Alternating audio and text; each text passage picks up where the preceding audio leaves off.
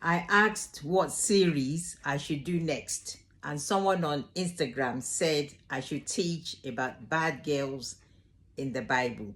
So we're going to see 10 bad girls in the Bible. There are probably more than 10, but for the sake of this series, I will only look at 10. So we're going to start immediately with Eve, Adam's wife.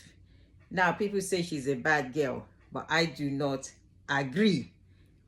God told Adam, eat all these, don't eat this one.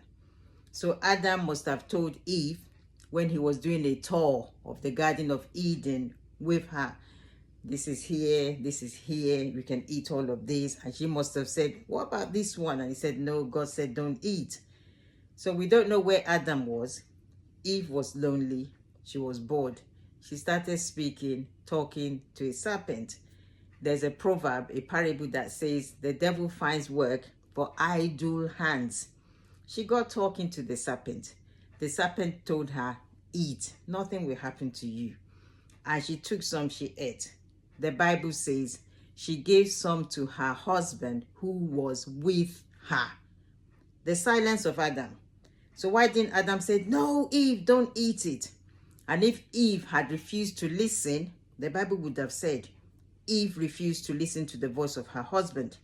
Remember when Moses called Dathan and Abiram that they should come, let's talk. The Bible says they said, we're not coming.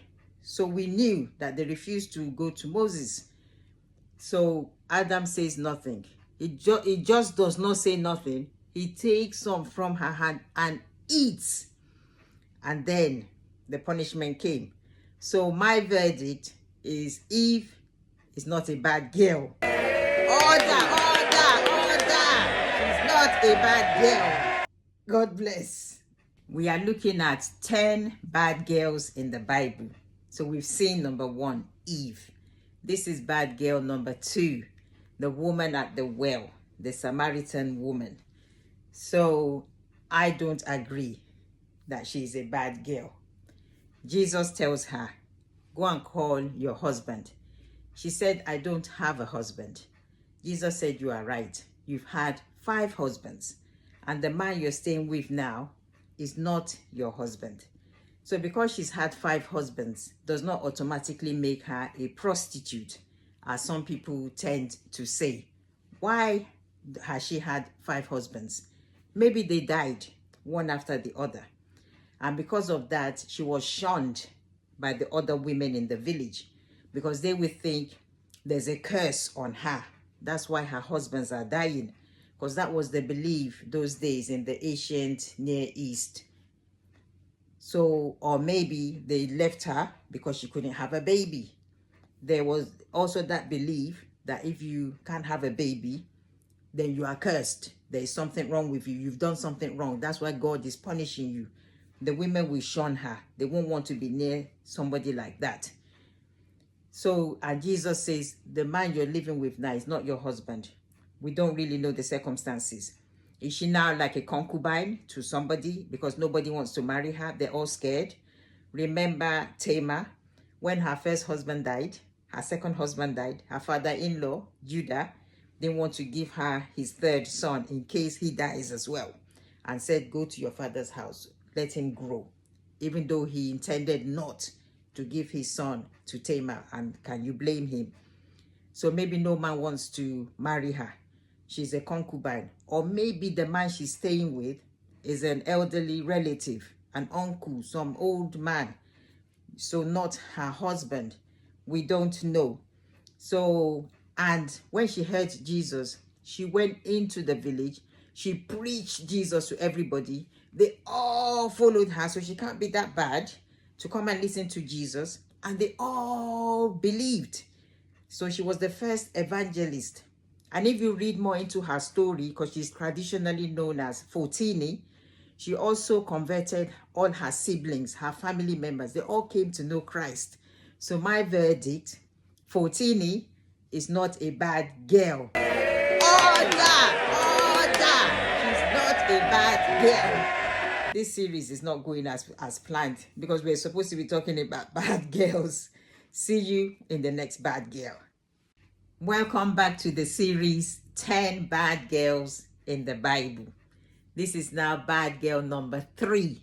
And today we're looking at Job's wife. I have heard pastors preach to brothers, pray that you don't have a wife like Job's wife. And they all keep on praying like, I rebuke the type of woman like Job's wife. Excuse me, Job's wife is not a bad girl. Listen. Let me explain. She lost all her children in one day. 10 children in one day. And the reasoning was because God wanted Satan to test Job's faith. Not Job's wife's faith. Job's faith. And Job's wife also suffered. 10 children. And you want her to be okay about it. So she tells Job, are you still holding on to your integrity? Curse God and die. Because, Job is still there. He's not cursing God in his heart. He's accepting what happened to him. We all have different ways we deal with stuff. We all have different ways we deal with grief. Job's wife, this poor woman, nobody is sorry for her. What is she going through? 10 kids. And they are grown up all in one day. And you want Job's wife to be calm. Nah. So my verdict, Job's wife is not a bad girl. Oh God! Not a bad girl. That's final. See you in the next bad girl. Well, you chose this series, so not my fault. Welcome back to our series 10 Bad Girls in the Bible. And this is bad girl number 4. Today, we're looking at Delilah. And with Delilah, my verdict is she's bad and she's good. Listen. Right, Delilah made her intentions known to Samson right from the onset. Tell me, what is the secret of your strength? How can you be subdued and be like any other man? He told her 3 fake secrets of his strength. 3. And each time she did what he said. And he didn't think, hang on a minute, is she trying to kill me? Once, 3 good times. And then eventually, something must kill him, man. He now tells her the truth. And she does it. That led to his downfall. In that wise, Delilah is not a bad girl. She's not. Oh, God, listen. She's not a bad girl. However, I read a book which seemed to imply that Delilah is an Israelite. She's on Samson's, the same side as Samson's people. I've always thought she's Philistine. If she's Philistine, she's not a bad girl because she told him, she made it clear she did not deceive him. What is the secret of your strength so you can be subdued? But if she is Israelite and she only did it because she was paid heavily, the bribe, then she is a bad girl. Happy now? We got one bad girl, but it's still an iffy bad girl. See you in the next bad girl. Welcome back to the series 10 Bad Girls in the Bible. Today we're looking at bad girl number 5, Rahab. Now the Bible says Rahab was a prostitute. She hid the 2 spies that Joshua had sent to go and spy out the land. Yeah, she is a prostitute, but we don't know the circumstances. Why is she a prostitute? In those days, if a woman is not married, it's very, very tough for her because it's the men who are like the breadwinners. So she's either married or her children look after her. Rahab is the one looking after her family. She has no means of getting money. I'm not excusing the profession. I'm just trying to draw a picture. Because even though she's a prostitute, she still believed in the God of Israel. So she wasn't totally depraved. She believed in the God of Israel. So she hid the two spies and told them, when God gives you this city, see, she believed that they will get that city because she heard all what they've been doing in all their conquest. Remember me and my family. Remember this good deed I have done, how I have hidden you. And they did remember when the city was conquered, Rahab and her family were saved. And she got married to an Israelite, Salmon. And she's like the mother of Boaz, who got married to Ruth. So you see, she's in Jesus' genealogy, despite her previous profession. So my verdict is Rahab is not a bad girl. And finally, you all agree with me. Yay! She's a good girl. See you in the next bad girl. Welcome back to the series 10 Bad Girls in the Bible. Today we're looking at bad girl number 6, Potiphar's wife. Now, Potiphar's wife is not being blamed for lusting after Joseph. He's a young lad, strong, handsome. You know, I read the book some time ago saying he was incredibly handsome, beautiful. That even when everybody saw him, they said, no wonder she lusted after him. So we don't know. Did Mr. Potiphar, abandon his wife because he's busy with Pharaoh's duties? I knew a woman back in the day, married to a millionaire. She was having it on with the house boy because the man didn't have time for his wife. He was always going about chasing after money, chasing after contracts. And the woman had needs. She was sleeping with her house boy. I am not excusing it. I'm just saying it happens. So maybe Mrs. Potiphar was lonely. Mr. Potiphar didn't have time for his wife. So she lusted after the houseboy. And Joseph said, no, it will be a sin against my God and against my master. He hasn't done me any wrong. He's given me, put me in charge of everything except you. So no, I cannot do this thing. So she's not bad for lusting after Joseph. But she is bad for lying and letting him be arrested, shackled, and imprisoned because she was humiliated by his refusal. So she's a bad girl for that. You know, at no point did she even think he could be killed. You know, he tried to rape his master's wife. He could be lynched, beheaded. She didn't think of that. She let it carry on. However, it was all God's, will so that Joseph can get to where he wants to get. So she's not bad for lusting after Joseph, but she's a bad girl for lying and letting him be committed to prison. So verdict, Potiphar's wife, bad girl. We are looking at the series 10 Bad Girls in the Bible. And today we're looking at bad girl number 7, Sapphira. Now, I'm not sure that Sapphira is a bad girl. Let me explain. She and her husband came up with a plan to deceive their disciples, the apostles, to say they sold their land for this amount, even though they sold it for this amount. Whose idea was it? Maybe it was her husband's idea. And in those days, women really didn't have a voice. They just went along with whatever their husband said. So maybe the husband said, this is what we're going to say, back me up. And she just said, okay. She can't refuse. She can't say, no, I'm not going to be a party to this. You remember when there was a famine in the land. We didn't hear Naomi protest and say she doesn't want to leave her people. She went with the husband quietly. She may not want it, but she didn't have a choice.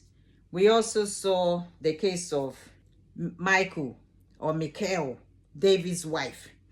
After David left, he had to flee. Michal's dad, Saul, gave her to another man, Potiphar. She was married to another man. But after David came back, he forcibly took his wife back from Potiphar. we didn't hear Michal protest and say she doesn't want to go back to David. She loves Paltiel. She wants to stay with him. Even Paltiel was crying because they took his wife. It's like she didn't have a choice in the matter. She had to go back to David. So we don't know if Sapphira willingly wanted to do this or if her husband, forced her and she didn't have a say. So she just agreed and said, okay. And when she was asked, is this how much you sold it? She just went along with her husband's lie. So my verdict is Sapphira is not a bad girl. Not a bad girl. Welcome back to the series 10 Bad Girls in the Bible. Today we're looking at bad girl number 8, Athaliah. When her son, King Ahaziah of Judah, died, she, being the queen mother, put to death all the royal family and made herself queen of Judah. However, one of the princes had been hidden, so she ruled for 6 years, and that child was hidden away. During her 7th year reign, they brought out that child and made him king. When Athaliah heard the commotion, because they're making someone a king, she was screaming, treason, treason, because she's queen. So how can there be another king being crowned at the same time? So they took Athaliah and they killed her, and the whole people rejoiced because she had put to death the royal family. So my verdict is Queen Athaliah is a bad girl. We are looking at 10 bad girls in the Bible, and this is bad girl number 9, Herodias. Herod got married to Herodias. Herodias is his brother's wife. So John the Baptist told Herod that what he did was wrong and against the laws of the land. You cannot marry your brother's wife. He's still alive. If he was dead, then you can marry the widow. But what you are doing is a sin.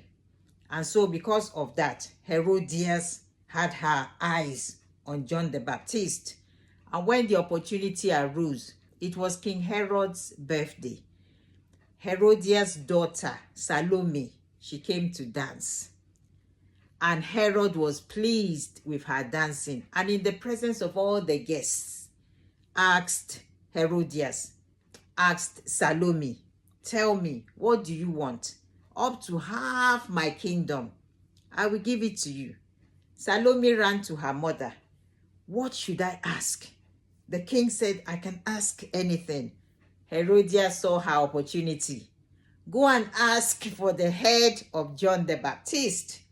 King Herod was not pleased, but he had made this vow in the presence of everyone, and to save face, he ordered John the Baptist to be beheaded, and his head was brought on a platter, presented to Salome, and Salome gave it to her mother. So my verdict, Herodias, she is a bad girl. This is our final bad girl in the series 10 Bad Girls in the Bible, and her name is Jezebel.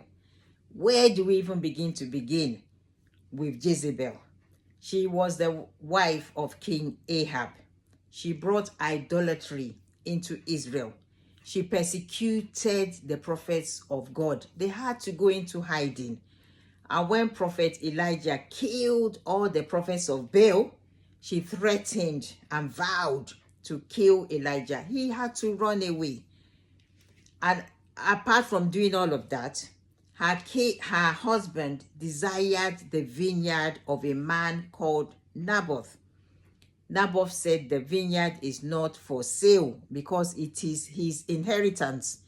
He has to pass it down to his son. The king was not happy. He even said he would pay for it or even give him another vineyard, in exchange. But Naboth said it's not for sale.